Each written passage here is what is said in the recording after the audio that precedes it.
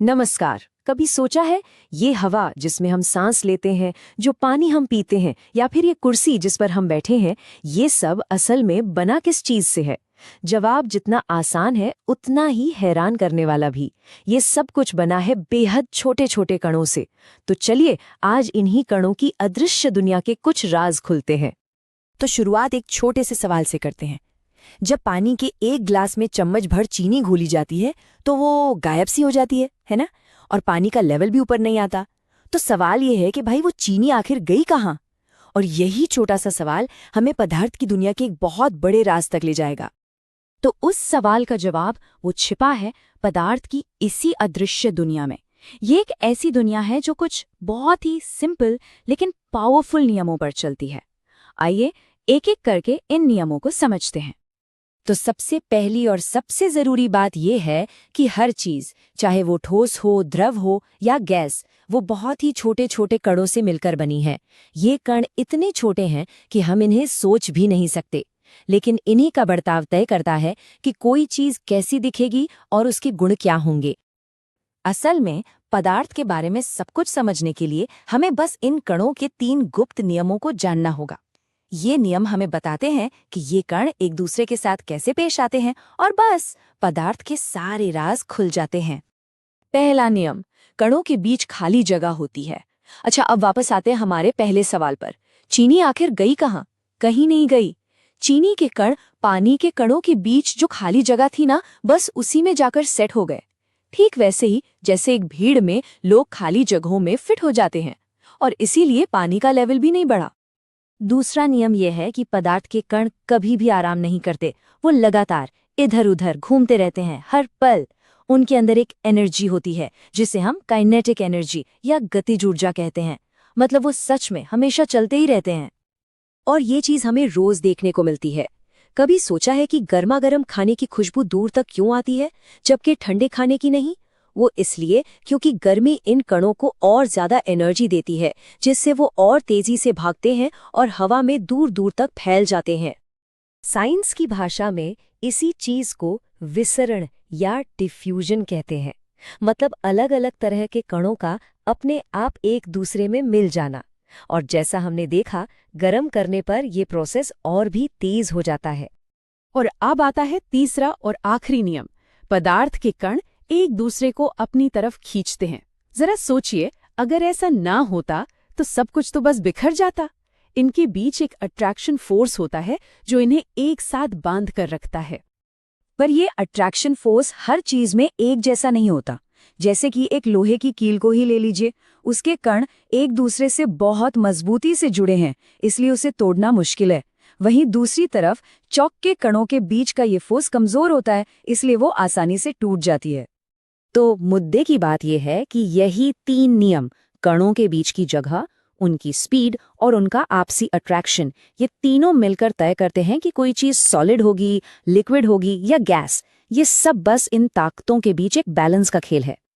चलिए इस टेबल को देखते हैं, इससे सब कुछ साफ हो जाएगा। ठोस में अट्रैक्शन फोर्स इतना ज्यादा होता है कि कण सिर्फ अपनी जगह पर कांप सकते हैं। लिक्विड में कणों के पास थोड़ी ज्यादा एनर्जी होती है, तो वो अट्रैक्शन को थोड़ा सा मात देकर एक दूसरे पर फिसल पाते हैं। और गैस में तो एनर्जी इतनी ज्यादा और अट्रैक्शन इतना कम होता है कि कण पूरी तरह आजाद होकर कहीं भी घूमते फिरते हैं। और सबसे मजेदार बात पता है क्या है? वो ये कि हम इन अवस्थाओं को कंट्रोल कर सकते हैं। जी हाँ, टेम्परेचर और प्रेशर को बदलकर हम कणों के बीच के इस बैलेंस को बदल सकते हैं और इस तरह पदार्थ का स्टेट भी बदल सकते हैं। जरा सोचिए, आप बर्फ का एक टुकड़ा गर्म कर रहे हैं। जैसे जैसे आप गर्मी देते हैं, कणों की काइनेटिक एनर्जी बढ़ती है। वो और तेजी से कांपने लगते हैं और एक पॉइंट पर वो अट्रैक्शन के बंधन को तोड़कर पानी बन जाते हैं। और ज्यादा गर्मी देने पर उन्हें इतनी एनर्जी मिल जाती है कि वो भाप बनकर हवा में आजाद हो जाते हैं। यहाँ एक बड़ी दिलचस्प चीज होती है।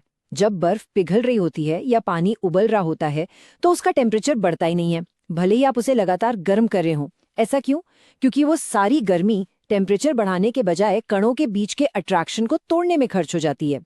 इसी को कहते हैं गुप्त ऊष्मा या लेटेंट हीट। ये एक छिपी हुई एनर्जी है। वैसे तो ज्यादातर चीजें सॉलिड से लिक्विड और फिर गैस बनती हैं, लेकिन कुछ पदार्थ इस नियम को तोड़ देते हैं, जैसे कपूर। उसे गर्म करने पर वो लिक्विड बने बिना सीधे गैस में बदल जाता है। इस प्रोसेस को ऊर्ध्वपातन या सब्लिमेशन कहते हैं। टेम्परेचर के अलावा प्रेशर यानी दबाव, वो भी एक बहुत पावरफुल तरीका है स्टेट बदलने का। जब हम किसी गैस पर दबाव डालते हैं तो हम असल में उसके कणों को पास आने पर मजबूर करते हैं। इससे उनके बीच का अट्रैक्शन काम करने लगता है, और अगर हम दबाव बढ़ाने के साथ साथ टेम्परेचर भी कम कर दें तो गैस आसानी से लिक्विड में बदल जाती है। सॉलिड कार्बन डाइऑक्साइड, जिसे ड्राई आइस भी कहते हैं, इसी का एक बढ़िया उदाहरण है।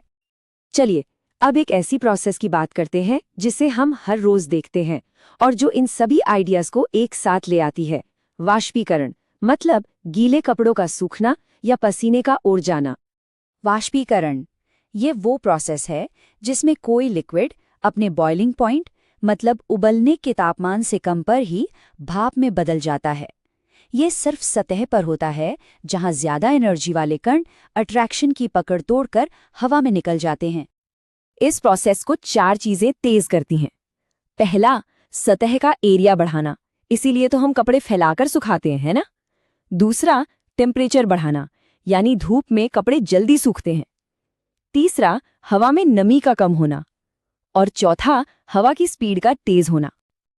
अच्छा, एक आखिरी सवाल, जब हमें पसीना आता है और वो सूखता है, या जब हम अपनी स्किन पर पानी डालते हैं तो हमें ठंडक क्यों महसूस होती है? इसका जवाब छिपा है एनर्जी के लेन देन में। जब लिक्विड के कण भाप बनकर उड़ते हैं तो वो अपने साथ एनर्जी ले जाते हैं। अब इस खोई हुई एनर्जी की भरपाई करने के लिए लिक्विड अपने आसपास यानी हमारी स्किन से गर्मी खींचता है, और जब हमारी स्किन से गर्मी निकलती है तो जाहिर है हमें ठंडक महसूस होती है। ये तो प्रकृति का अपना एयर कंडीशनर है। तो आज हमने क्या क्या जाना? हमने देखा कि हर चीज छोटे छोटे कणों से बनी है। इन कणों के 3 आसान से नियम हैं, उनके बीच जगह है, वो हमेशा चलते रहते हैं और वो एक दूसरे को खींचते हैं। इन्हीं नियमों का बैलेंस चीजों का स्टेट तय करता है, जिसे हम टेम्परेचर और प्रेशर से बदल भी सकते हैं। और ये सारी जानकारी हमें एक बहुत ही मजेदार सवाल पर लाकर खड़ा कर देती है। अगर कणों का ये बर्ताव ही सब कुछ तय करता है, तो क्या हम इस नॉलेज का इस्तेमाल करके भविष्य में ऐसे नए मटेरियल बना सकते हैं जिनकी हमने आज तक कल्पना भी नहीं की हो? इस सवाल पर जरूर सोचिएगा। हमारे साथ जुड़ने के लिए धन्यवाद।